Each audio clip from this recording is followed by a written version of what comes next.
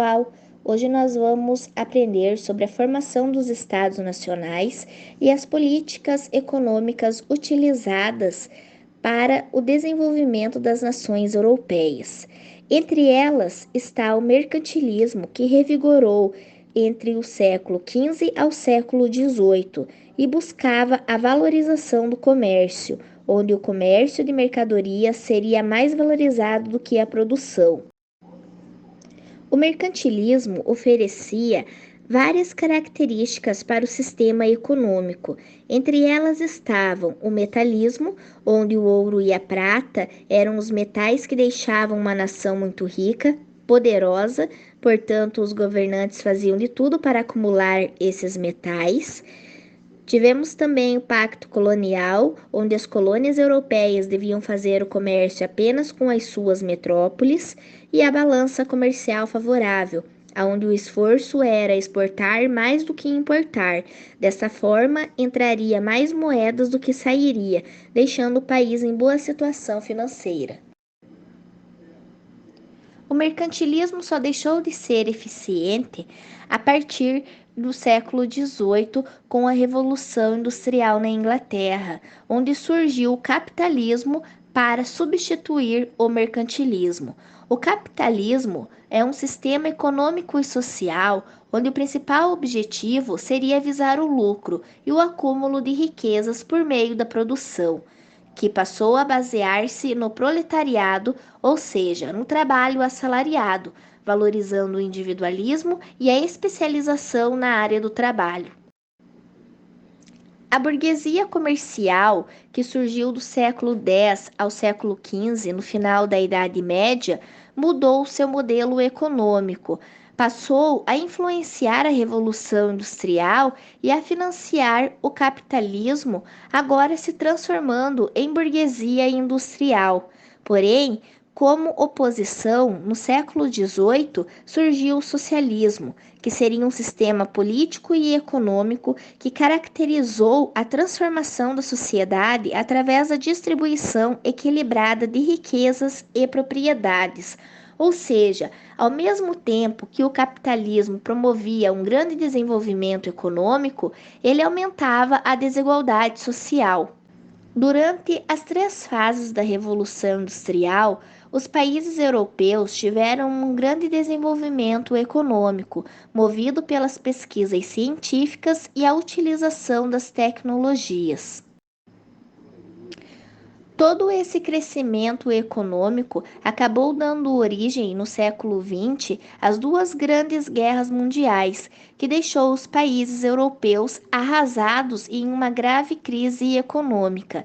Dessa forma, o capitalismo acabou abrindo espaço para a política do socialismo, aonde acabou impulsionando a Guerra Fria, que dividiu o mundo entre 2 blocos: o socialismo com a União Soviética e o capitalismo com os Estados Unidos. Porém, durante esse período também surgiram mais teorias opostas a esse sistema econômico movido pela área industrial, que seria o comunismo, uma doutrina em que todas as pessoas teriam o mesmo direito a tudo, que defendia o Estado natural, onde não existiria a propriedade privada, e o anarquismo, um sistema político que defendia o fim do Estado e de sua autoridade. A formação do Estado Nacional moderno ou antigo regime consistiu em um conjunto de práticas envolvendo questões de ordem econômica e política, onde representou uma nova fase das relações comerciais de alguns países europeus e contribuiu para a centralização do poder político, independente do seu modo de produção.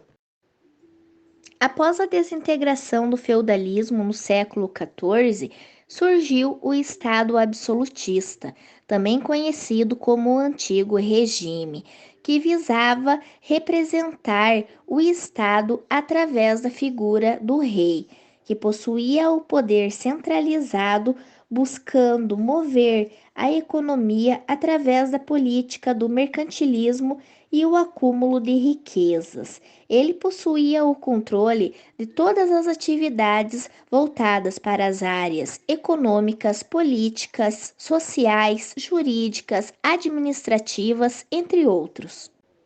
O Estado absolutista não conseguiu acompanhar o grande desenvolvimento econômico a partir do século XVIII, movido pela Revolução Industrial. Foi nesse cenário que surgiu o Estado liberal, que passou a valorizar o individualismo, a liberdade de mercado e a propriedade privada, onde ocorria a separação do público e do privatizado, movido pelo próprio capitalismo. O Estado passou a ser então o guardião da ordem, caracterizado pela democracia.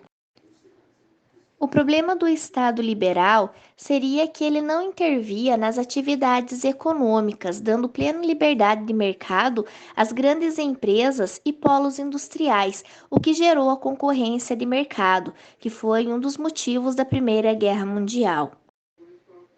Durante esse período, os países europeus se encontravam em condições precárias, em uma grave crise econômica, e acabaram abraçando a política do nacionalismo, dando origem a outras políticas movidas pelo fascismo, pelo nazismo, pelo salazarismo e pelo franquismo.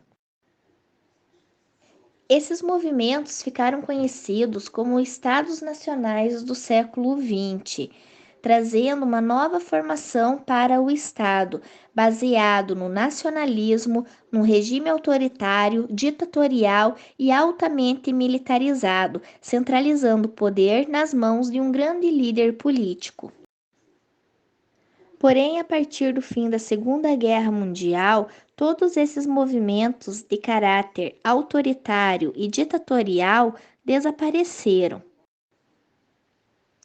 Para recuperar a economia europeia arrasada pela Primeira e pela Segunda Guerra Mundial, o capitalismo enfrentou sua primeira crise.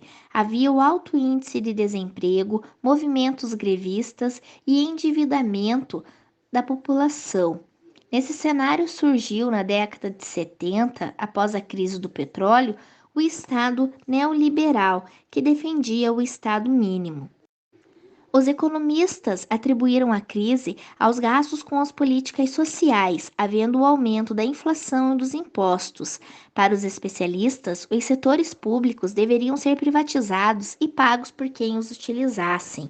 Porém, o Estado manteve os investimentos militares e passaram a investir no sistema financeiro. Dessa forma, o capital privado precisava de espaço para crescer, reforçando o modo de vida capitalista e o consumismo. Nesse cenário, tudo que era público passou a ser de interesse do privatizado. Os setores mais atingidos foram a assistência social, a habitação, a saúde pública, entre outros setores voltados para a área social.